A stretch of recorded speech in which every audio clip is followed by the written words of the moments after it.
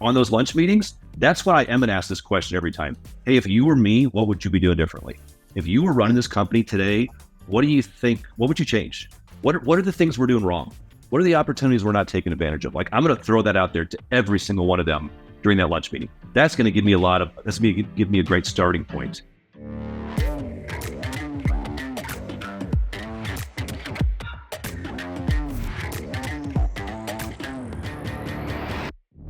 I get to introduce my good friends who probably need no introduction, because if you're a fan of PM Build or you're a fan of, okay, Marc, is it the Property Management Business Podcast? Is that the title?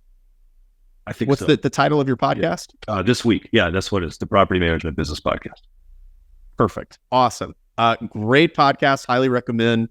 I've loved the episodes I've been able to catch so far. And Marc puts out some great content on YouTube and through email regularly. So I'll just put in a plug there. Love Marc as a great resource there. And then we've got Gwenn Aspen, none other than Gwenn. Anna was getting shout outs earlier today. Gwenn, as Cameron was speaking, I know Angela's a big fan and it talks about the transformation Anna's had on her business. So love your expertise, both in your history as an operator, building a business well over 1,000 doors, and then also working with a number of property management businesses and supporting and through the Anna business. So it's great to have both of you here today and talking about this topic. And we're going to get right into it. Here's the first question I want to go with this. As people are approaching this, and maybe some people have already started the process, but some people are probably getting ready to start this process. And, would love for you guys to start with, as you think about before actually doing the act of annual planning or strategic planning, what are some of the things people should think about in preparation or in leading up to that to make that effective? And Gwenn, we'll start with you first, then come to Marc. Sure. So I've come to strategic planning only from making a million errors in the past. So this is all just because I did all the things wrong. But one is I've tried to do offsite meetings in like nature. And this is a horrible idea. You really do need internet connection when you're doing these meetings to be effective. So that's one thing. The other thing to think about is who you really want to be in the room. We've done something where we're trying to be so collaborative that the meeting really got watered down, and being very clear on who the strategic thinkers are in your company and who's really going to be able to help you set a strong vision forward for the next year mostly, but like up to 3 years is super important. And also another thing, as I was reflecting on this, that has come up a lot is the people in the room have to have the same level of comfort with controversy or conflict. Because some people in the room, if they are like really nice and Midwestern, they're not going to do well and they'll shut down if there's a higher level of conflict. Whereas if certain people are I'm from Detroit, so we're like a little rough, over there. So I'm comfortable with a higher level of conflict. And so I feel like we're not having a good meeting unless we're like getting really passionate, but that can shut the Midwestern, like really nice people down. So having a really good discussion even beforehand about what's allowed, what the rules of engagement are for the meeting really helps it be more successful. So those are the things that I would say are really important off the top of my head. Love that. And I love seeing in the comments of people talking about bringing a little East Coast into their meetings and Midwest conflict avoidance. That's great. Marc, would love to come to you next of like thinking about in preparation or setting the table for this. What are some of the important lessons that you've learned or would be helpful to think about? Yeah, and when we talked about this a few days ago online, it was interesting because Gwenn and I come at this from vastly different perspectives. The first, of course, being, as Gwenn said, she's East Coast mean. I'm just nice. I'm a nice person. So we both start from very different places that way.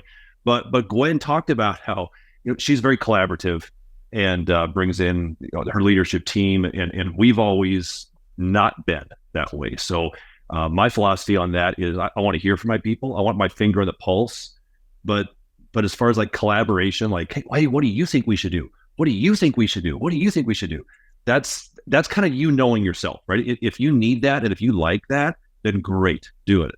That's not me, right? I want to hear from my people, and then I'm going to kind of run this meeting with me. And it is not a right or wrong, but I think that is an important aspect of knowing yourself and knowing the people you want in there. But please do not just get everybody in your organization together in a big room or offsite, as Gwenn said, even worse, for a couple of days, and just give everybody an equal voice, because that's just going to lead to chaos. So I think you want to know your who, as Gwenn said. And then for us, really the first step in that process, or for me, I should say the first step in that process, the first question I want to ask is, what should we stop doing, right? Before I plan on next year and before I add more things to the plates that we're already too busy to do anyway, I want to ask myself, what should not only I stop doing? And Cameron talked a little bit about this, right? Like what are the things I need to stop doing? I need to delegate away. But that needs to be a significant part of the planning. At least for us, it's step one. What do I need to stop doing? And just as importantly, what does our company need to stop doing? So for example, for us this year, we're going to stop doing lease only type things. That's where we rent out a property and give it back to the owner. And we do full service management, but we'll also say, oh, you just want to you want us to find a tenant for you? Great. We'll find you the tenant and give it back to you. And that's a good thing, but it's not the best thing. So when I say stop doing things, what I don't mean is like pick out terrible things and stop doing them. Like I'm going to stop smoking 5 packs a day. That's not what we're talking about. We're talking about what are the things that your business is doing that from the outside looking in, you can say, yeah, that's a pretty good thing, but it's not killing it, right? It's not just amazing to where you say, oh, I would never, ever stop doing that. So we almost find our rule is like, if we find ourselves contemplating stopping doing it, then we should probably stop doing it. Because the things you shouldn't stop doing are rather obvious. So if there's those things that you're like, yeah, I don't know about that, then we're just going to chop it. And we've learned that by doing this, now we create the space for these new things we want to bring on. So the things that we're going to stop doing, the things that I'm going to stop doing, that is kind of the precursor to any of the planning for us. I want to do a quick follow-up with each of you based on a couple notes that I had down here. Because, Marc, one thing I love about you is like, you've got this great conviction as an operator. And when I listen to you, I also hear like great challenges of like conventional wisdom in some area, right? Or like common practice of, hey, that's not necessarily just because it's common doesn't mean that it's a best practice, and thinking deeply about the why behind it. You're doing some things. And something that got my attention was like how intentional you are about really taking a pulse on what's happening in the market and how getting clear on what's happening in the market, informing what plans you're setting for next year and where your kind of areas of focus are. Could you kind of give a little more detail of like, how you think about that and what your process is for letting the market inform your plans?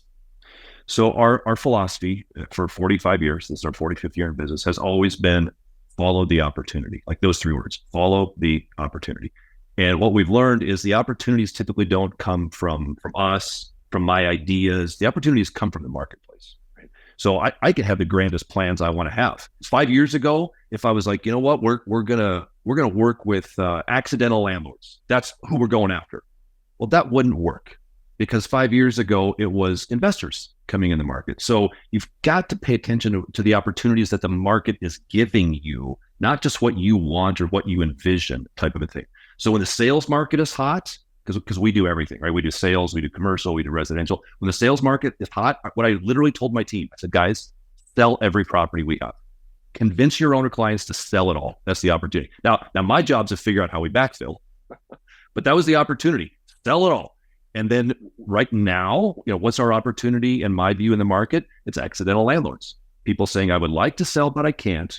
Or maybe I don't really want to sell because I've got a 2.99% interest rate, so I'm going to convert this house to rental property. That's the opportunity. The opportunity isn't investors. Investors are not buying properties like they were a couple of years ago because interest rates are high and cap rates are low. So they're not doing it. What's the opportunity? Accidental investors. So we are pushing the pedal 100% down on the accidental landlord. We're bringing that on. Now, so a year from now, that may change. 6 months from now, that may change, right? That's a big part of this as well. We've got to pivot. You've got to be ready with this massive plan you put it in place, and then something like COVID happens. But I love the Mike Tyson quote. Everybody has a plan until they get punched in the face, right? So yes, get your plan, but when you get punched in the face on January 2nd, you got to pivot immediately to follow what that biggest opportunity is. So we're very market driven that way. Yeah, that's great. I love you sharing that. And Gwenn, I I had a word I wrote down here, although it looks like maybe you're about to follow something up on Mark. So I'll just throw this out and get out of your way. But I wrote down the word Festivus. And it got me thinking about something you said of easy to overlook. Hey, what may kind of be going on or on people's mind in the team that could get in the way of conversation? And I'm wondering if you could add a little bit of color to that. Yeah. So I work with my husband. I've worked with business partners in my property management company for 16 years. And so what I found through my own experience is that when you have these business partners, sometimes things get thrown under the rug that need to be addressed. And so we like to go into our strategic planning meeting very intentionally. And what that means is that before the meeting takes place, we really review our relationships with all the other owners, the other owners or the key players at the company, and make sure that we're not going into the meeting without airing any grievances or overcoming some kind of barrier. So I don't know if you guys watch Seinfeld. So Seinfeld is a show, and they have this one. They have Christmas. It's like Festivus for the rest of us, and it's a party where they air their grievances. So we're just trying to make it light of it, but just make sure all of the relationships are like cool and everyone's good and everybody's happy. And so that way we don't have an elephant in the room. And when we focus on the strategic planning, we can get to the business at hand instead of having some of the conversation, maybe be like underhand. I don't know. It can get like messy if that's not worked out ahead of time. The other thing that we make sure people do is we want to have a really good review of the KPIs and have kind of a report going into the strategic planning session. So we shouldn't be fooling around on our computers, pulling up a profit and loss during that meeting. All of that should be done on the front end. So we know what last year looks like. Now we're going to have a 15-minute presentation about what happened or didn't happen in the previous year. But we just don't want to do the actions of finding everything during the meeting because it wastes everybody's time. And it's a very expensive meeting if you have, 3 well-paid people in the room, if you will. The other thing, like Mark, looking at the market opportunities, we just do that in a way with like the SWOT analysis. So what are our strengths? What are our weaknesses? What are the opportunities, which would include market opportunities? And what are the threats? And so that SWOT analysis, as well as a review of how the prior year went, is how we kind of get a landscape picture of where the company is. And that enables us to be strategic and planning for the next year's initiatives. Love that. Hey, can I add something to that, Andrew, before we move on? Please. Just to piggyback on Gwenn's statement there on your numbers, right? So for us, I'm pretty systematic with this stuff. And I said, step one is what are we going to stop doing? And for us is what Gwenn just said. For our step two, it's review our numbers. And we do that through really like 3 different places. So I'm going to review our P&L for the year, right, to see where our financials are. And then we're going to review internally what we track. We kind of call it our CEO dashboard. And that's a month-by-month spreadsheet where we pull, I don't know, it's like 50 random numbers, and they are random from our business. Everything from how many Google reviews do we have, to how many open work orders do we have, to what's our average rental rate, what's our average management fee, what's our profit margin, how many employees do we have. It's like a smattering of information, right? So we're going to review that. And then the third thing that we're going to review is what we kind of call our trends doc, where we take almost all those numbers on the CEO dashboard and we plot them against the same quarter of the prior year. And then that tells us the trend. So that gives us a ton of information going in, so we can look at it and say, oh my gosh, we're in trouble. Our profit margin's going down. Our door count is going down. Now we know the opportunities we better focus on, versus, oh wow, this has been an amazing killer year and killer quarter. We're doing great. Maybe we can take a little more risk in going after what we want to go after because we've got more margin.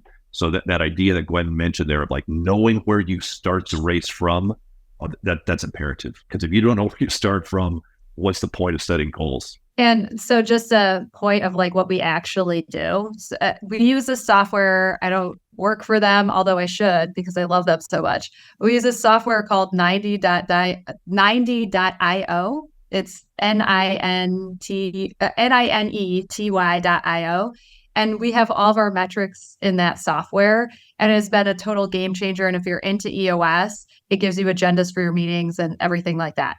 So I'm a huge fan of that software. And so that's where we keep the majority of our numbers. But I still do extra things and look at the numbers by the year for this specific strategic planning meeting. But that's where we keep all of our KPIs. Yeah, that's great. And, just to kind of tap into this a little bit more, Marc, I'm curious if you could kind of speak, because I feel like people have different relationships, I'd say, with like goals, or some people are kind of like, maybe there's a spectrum of like how much you focus on goals and goal setting versus kind of like habits or routines or systems. And it's not that you can't have both, but people may fall on kind of like different parts of that spectrum. I'm curious like what your philosophy is, how you think about it, and what kind of questions are you really answering in a annual or strategic versus like quarterly or a more ongoing basis. Yeah, and you're right. I agree with you. I think it's a spectrum, right? Goals. Think of the extremely goal-oriented person. Hey, I'm going to run 17 marathons by January 23rd. That person versus I'm going to just kind of roll with it and see what happens. I'm not a huge goal guy, Andrew. When you guys asked me like, hey, would you come on and talk about goals? Part of me learned like, yeah, I don't really set them. So I didn't tell you that until now. So I don't want to blow the surprise. But I'm more of the idea and of the mindset that if you put processes and systems in place, then you don't need to focus on the big goal out there. They will get you to the goal. What's the quote I wrote down because I always forget it. You don't rise to the level of your goals. You fall to the level of your systems. And that's my philosophy. So I can have big, great goals, but what am I going to do that day to get there? That's where my systems and processes comes in. So for example, on our income side of things, we have a KPI, a measure of success is kind of what we call it, that we want to achieve 6% quarter over quarter net income growth.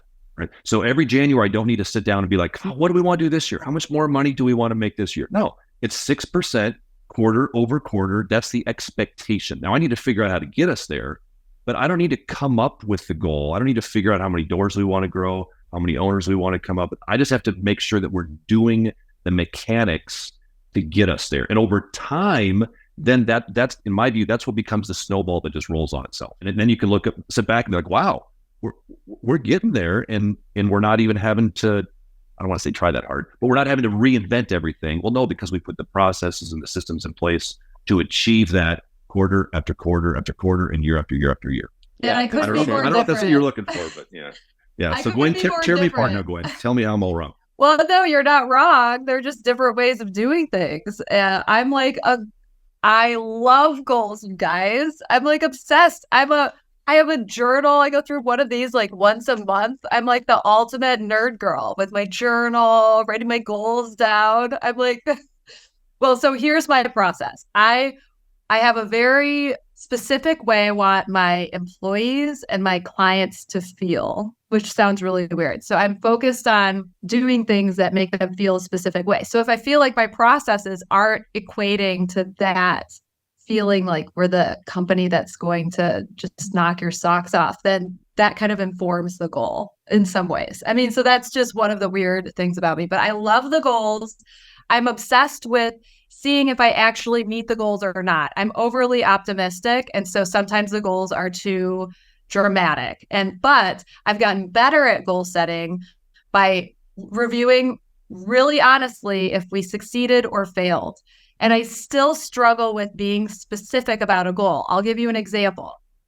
So I think every company is like, okay, we wrote our processes and procedures. Now we need a learning platform to put all these training videos on. Well, so I made the mistake. Learning platform was the goal. Well, how many videos was that? Was that a video with a test? Is that a coursework that equates to like a designation or a badge? What does that mean? Or does it mean just finding the software that we're going to have as a training platform? And because the goal lacks specificity, I failed at it. I couldn't even win at it. It was such a bad goal. So the specificity and getting really clear on like, if I make quarterly goals, if my quarter, I'm going on a big vacation in the middle of the quarter, I have to take that into consideration on what's actually going to happen based on my personal life and what I want to accomplish at work. I also have to be very clear and concise about what the goal actually is. And then we have to look at last quarter's goals and be unfailingly honest on who's really getting there and not getting there. And a lot of the time, tremendous progress has been made, but the goal wasn't clear enough. And so it's still a fail because we have to be honest so that we can set better goals in the future. The direction I want to take this next is, I think, like, talking to a number of property managers and business owners, even outside of property management, like, people have different frameworks of, there's like a must, a should, a could, right? Like, there's like almost different targets, or, hey, here's our financial plan and budget, and then here is our, a goal or something that's a little more stretch, so to speak, and what gets communicated to the team. And I think I'll bucket into this. There's like a key question people often come up against of like, okay, am I hiring when it hurts, right? And running a little bit lean, right, so to speak, and handling things that way and making my decisions that way, potentially restricting some growth, but doing so prudently? Or am I making some investments and some forward kind of like leaning investments to, these are kind of like key decisions I feel like people are often challenged with, and I've often tried like different approaches at different times. And I think both of you come from a place of experience of like having gone at it, different ways. And if you could speak to your experience of tackling those kind of decisions and what you've learned from experience so far. Marc, if we could start with you. Yeah, philosophically, and that's a great question for me to answer, because this year for us I have a vastly different answer to that question than I would have had 12 months ago if we were sitting here. So for the history of our company forever, we've always operated with a very lean philosophy, right? So if I'll think of it this way: if you chart it out on a bar chart, like your growth curve, right? Hopefully every year it's up and to the right. You're a little more grow, a little more grow, a little more grow, a little more grow. And then if you chart it out, you're like your capacity chart as well. What's the capacity? So are you built to manage 100 doors when you're only managing 90? Well, then you have some excess capacity. Or are you built to manage 75 doors, but you're managing 100, right? So they're going to hopefully be close. And we've always believed that we want our capacity to be under our current growth, because it gives us a level of safety, right? So that if, hey, that big owner just fired us, or COVID hit, and something crazy happens, we're going to be okay, because we've got that margin of safety. That's how we've always operated forever. Well, what happened this year is we've grown so fast that suddenly that margin between our doors managed and our capacity has gotten stretched further than we want it to be. And now we're feeling some real stretches, because now we're like 10, 15, 20% beyond where we should be. Our capacity is way low, which from a strength of business and from a stability side, great, love it. By the way, that is the aura of my being coming from behind me there, the light there. I don't know what's going on. But so this year in January, or actually last month, we decided we're going to flip those growth charts, because we're starting to fall behind. So we're going to overstaff. We're going to hire more than we need. Now, a year ago, I said, no, that's the stupidest thing I've ever heard, Andrew. Like, no, that would be a bad business decision. Now, the reason I'm comfortable doing it is because we now have 18 months of growth trajectory, which is really solid. So I can point back and say, no, we've been doing this for 18 months. That trend is going to continue, number one. And even if it doesn't continue, if it doesn't work, we have the margin in our profits to be able to absorb it. So if it blows up and you ask me a year from now, hey, how'd that work? I'm like, yeah, that was stupid. We shouldn't have hired those people. We're going to be just fine, because we have the margin and the capacity to offset that loss if it doesn't work. So it's a risk versus reward scenario for us. But we've scaled, and my advice to companies is always don't do that unless you have scaled to the point that you can take a chance. Right? If you're managing 50 doors, don't go higher up to assume you're going to manage 350, because you got to get your next 25. Right? Well, we're at 1,200 doors. So if we don't scale up, we're going to be fine. But the bigger you get, I think the more risks you take that way, just if you have the finances behind it. Hey, Gwenn, how do you think about this of like, hey, is there one target and that's what everyone's focused on? Are there a couple of guardrails or strata? And how do you think about this investment? It's a time for investment, forward leaning versus lean, and hey, maybe we'll prove ourselves as we go and add on as we go. How have you approached that, and kind of lessons have you learned that could be useful for folks? So I do find it useful for the team dynamic if there's a North Star metric that everyone is working towards. So if it's doors, if you're growing, if it's doors, or when we had Wistar Group at the beginning, we took any piece of garbage that had a roof on it and managed it because that was the game we were playing. And so as we grew, we wanted every time we got a nice property on, we would get rid of an old property. So the real North Star metric was this bucket of properties we no longer want to manage. How many have we gotten off the list? Because that was what would really motivate people at the business. So that North Star metric can be really helpful. In terms of this question of, do you hire before you have it, or do you stay really lean? This is really hard because this is like the quintessential business question, right? Sales versus operations. And this is where people's history, knowing the market, having good intuition, this is where it all comes in, right? And so I think that it's totally, if you're a risk taker, it's okay to have big dreams, but you're going to have, if your big dream doesn't work out, you just have to keep in mind that there are real people on your team who are going to be affected if your big dream ends in them getting fired. And that's where that real responsibility is. So I tend to be more of a risk taker than maybe your average person. And so I've had to really feel super bad because sometimes throughout my years of working, I made a mistake and I overshot, and the consequence was, maybe somebody lost their job because they didn't have the funds and my dream didn't work out. So if you have the stomach for that, you can think really big. But as I've gotten older, I've gotten a little bit more responsible with those decisions. Maybe I'm just better at understanding the market with time and business and making those mistakes and feeling the pain of screwing up. So I feel like I'm a better guesser, but this is the real reason why business is so hard and challenging, why it's not for the faint of heart. Yeah, thanks for sharing that. And hey, at this point, I do want to draw our attention to the chat. If folks want to start, I'm looking now and I see a bunch of like comments and things people are reflecting, and they're liking the different approach and different answers. There's more than one way to make a baby. I've always liked as a turn of phrase, more than like one way to skin a cat. That always seems like a little bit negative. Andrew, I don't think that's right. I'm pretty sure there's just one way to make a baby, but I don't want to really digress too far.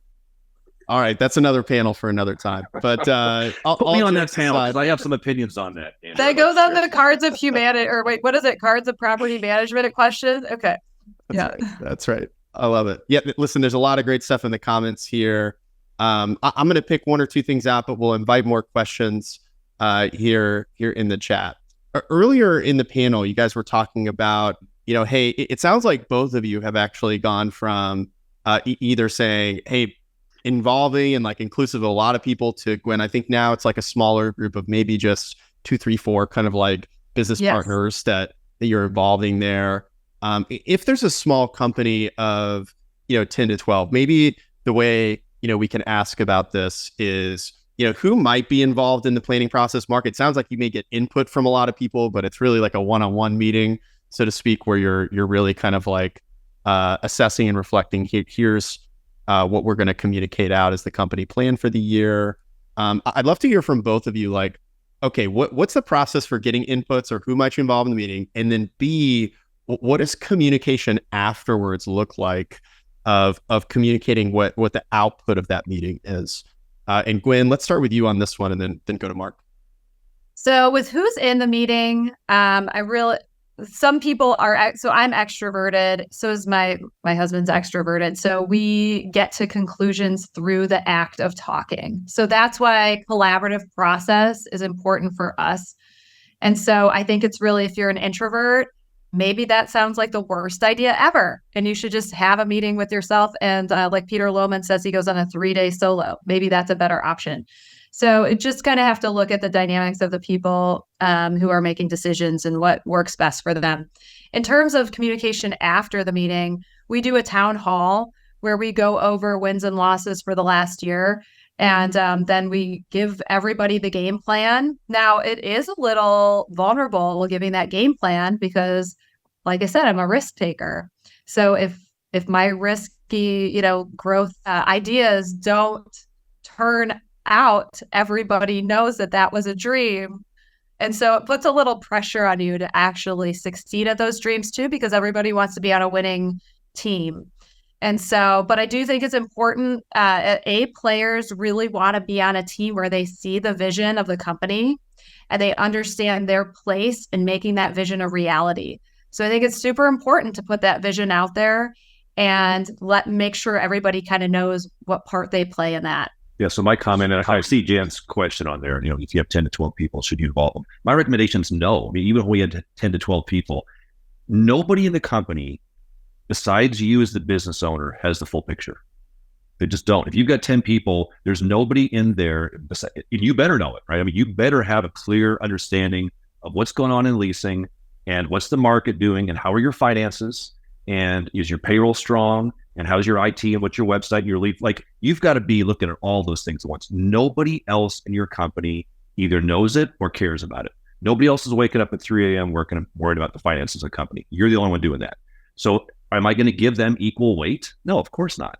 If there's one or two people that maybe I really value their opinion and I just trust that them having a good sense and I trust their wisdom, then yeah, I'm going to ask them more. But that's where you've got to know your people as well, right? So we've got 30 people, 28 people, whatever. I mean, I have lunch with every one of our people one time per year. That's not a lot, but I mean, I see them regularly. But on those lunch meetings, that's why I am going to ask this question every time. Hey, if you were me, what would you be doing differently? If you were running this company today, what do you think? What would you change? What are the things we're doing wrong? What are the opportunities we're not taking advantage of? Like, I'm going to throw that out there to every single one of them during that lunch meeting. That's going to give me give me a great starting point. So maybe I will go back to one of those people a few months later as I'm planning and say, hey, remember you suggested that we start marketing this way. Tell me more about that. I'm going to tap they're great resources. I'm going to tap them as resources, but not bring them in as a decision maker. So once I do that, I'm going to get all that information. Now, and this is what I agree with Gwenn 100%. At the end of the day, though, when we get that vision, we've got to go back and sell it to our people. Because if I can't convince them why this is a good thing for them and for the company, well, then they're going to be like, okay, well, here's Mark's new stupid idea for the month, and we'll give him another month and see what he comes up with. So when we have a monthly all-team meeting. So when we had our all-team meeting the end of August, I rolled out our new plans for next year. And I had it all diagrammed down. I actually had a PowerPoint, and I was talking about the market and what the opportunities are, and we're doing this and we're doing that, and here's the direction we're going. And I'm so excited for this. This is going to bring more stability to the company. It's going to bring more opportunities for you guys. It's going to be, I was raw. I've got to sell it, because if I can't do that, then it's going to fall flat, and then they just look at it as more work to do. Yeah, and for the 10 to 12 people, was that the question? I did that, and it was a disaster. If people don't say anything in the meeting, they shouldn't be in it. So there are a lot of people who like to sit back, and I really think it's only people who have an opinion. And at the end of the day, if it's people, the people who should be making the decisions or whose decisions should have the most weight are the people who are financially invested in the profitability of the business, because they're the ones who really have to make the tough decisions at the end of the day. And then we do keep key people, because there are other key people whose opinions we care about. We have it kind of like that Win a Million show where you could call a friend. So we have them like ready. We're having our strategic planning meeting. We're probably going to need you to deliver some advice at one point or another. So they're all on call if we have a question or we want some opinion on a specific issue. Yeah, love that. Hey, we're going to get a couple more questions in here, rapid fire, before we close out with our survey and give away some cards against property managers. With the expansion pack, we got a couple ideas for earlier. Let's see, Mark Brower, what is the difference between company vision and goals? I'll toss that one up in the middle. I'll take a stab at it. Yeah, for us, absolutely. I think there's no correlation there at all from our perspective. So our company vision is going to relate almost more to our culture. That's how we would really frame that. So we've got some behavioral values that like we pound on, and some philosophies of property management that relates to kind of the vision of our company, the direction we're going, which is more touchy-feely. It's improving lives. That's the business we're in. it's improving the lives of our team members, and it's improving the lives of our tenants. So yesterday at our team meeting, we told all of our people, hey, you know what? Pick a tenant that you know that's in need, and call them up and tell them we're giving them a Thanksgiving present of $200. They get a $200 rent credit. Everybody pick a tenant in need. That's vision, right? Is that a goal? No, that moves my metrics backwards. I'm making less money because of that. Has nothing to do with that. That's more of who we are, how we help people, the direction we're going. I think for us, those two things are diametrically opposed at times. And this is a great example of that, because if my goal is to increase my profit margin, you'd be like, well, Mark, that was stupid. You just lost the company a bunch of money. Yes, I did, because I got to feed both those. I got to feed the vision, and I also got to feed the goal. So that's our view of that. I don't think I can improve upon that. That was awesome, Mark. I would just say that the goals are very blocking and tackling. We divide them up into quarterly goals, and it's the how you're going to accomplish a bigger objective over the year. And then back to Mark, touchy-feely vision is the name of the game. Yeah, and I would even double down on that to say your team members, your employees, they don't care about your goals. They don't care how many doors you manage. They don't care your profit margin. They don't. Though that's you. That's us as business owners. What do they care about? Well, you know what? When I said call a tenant and give them $200, like, you should have heard the chatter in the office that day. That's what everybody talked. Who'd you call? They cried when I called them. I'm not trying to minimize the importance, but like that's a big deal for them, right? Because that's the company vision, that's the company culture, that's what they get out of this. They don't care about my metric goals. They don't care about our door counts. They care about their life every day coming in the office, how it impacts them, what the company does for them, and their camaraderie with each other. We went out to lunch yesterday, our whole team. We took them all out to lunch for our pre-Thanksgiving lunch, and it was expensive. What goal was that? That's culture. That's vision. Love that. Hey, we're going to squeeze this one in quick. I think it's a great way to close. We've got a question from Debbie. If you could go back in time to your first years, in the property management business, what's the best advice you would give yourself then if you could wind the clock back? And Mark, why don't we start with you, and then Gwenn, you can bring us home. Be careful of what owner clients you bring on. Some of the best decisions we've made are the owner clients we've decided not to work with.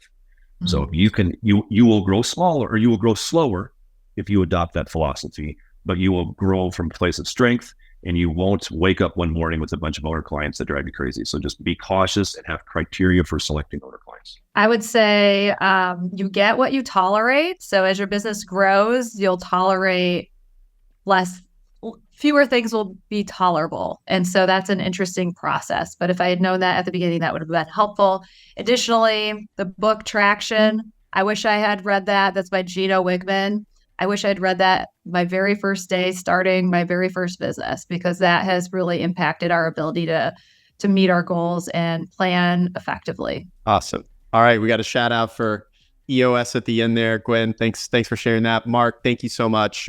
Thanks to both of you again. It's just great to hear people who have experience measured in decades and wisdom by the pound here. So really appreciate you guys sharing so generously. And that wraps up another episode of the Triple Win Property Management Podcast. Thank you for pressing play. We hope you've gained valuable insights and inspiration. The Triple Win Property Management Podcast is proudly produced and distributed by Second Nature, where we believe in a triple win, building winning experiences for your residents, investors, and your teams with the only fully managed resident benefits package. Visit secondnature.com to learn more and talk to an RVP expert in your area. If you have any questions, comments, or want to weigh in on the conversation, we'd love to hear from you. Email triplewin@secondnature.com. That's triplewin@secondnature.com. Stay connected with us beyond the podcast. Visit our website at secondnature.com to stay updated with upcoming property management events and articles. And don't forget, you can keep the conversation going in the Triple Win Property Management Facebook group. It's exclusively for property managers. To receive even more valuable insights and updates, subscribe to our newsletter. You can find the link to that and much more in the show notes. On behalf of the Triple Win community, this is Laura Mack, thanking you for tuning in. And on behalf of Second Nature, this is Carol Housel. Check back soon for another exciting episode. Until then, keep striving for that triple win.